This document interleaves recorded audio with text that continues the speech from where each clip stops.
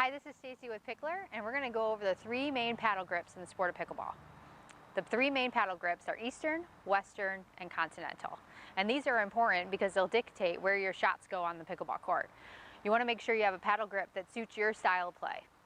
Let's start with the Eastern pickleball grip.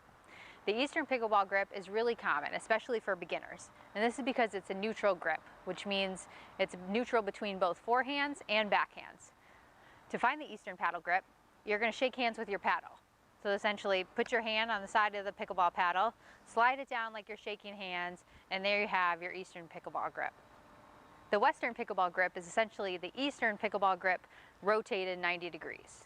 The Western pickleball grip is great for strong forehands because your palm of your hand is behind the pickleball paddle. However, it's tough for backhands because it's weak with your wrist in front of the handle.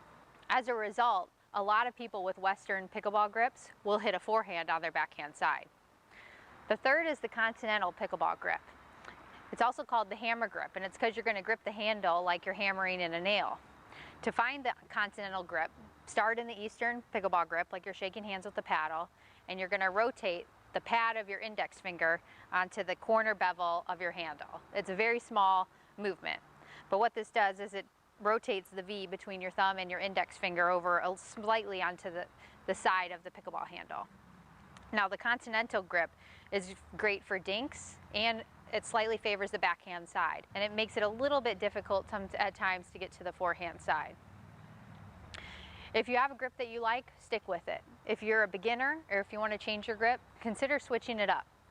We probably recommend the Eastern pickleball grip with a slight turn to the Continental, and that's just because so much of the game of pickleball is played at the kitchen line, which is great for dinks and for backhands. It happens so fast, it's probably a good idea to be an Eastern with a slight turn to the Continental grip.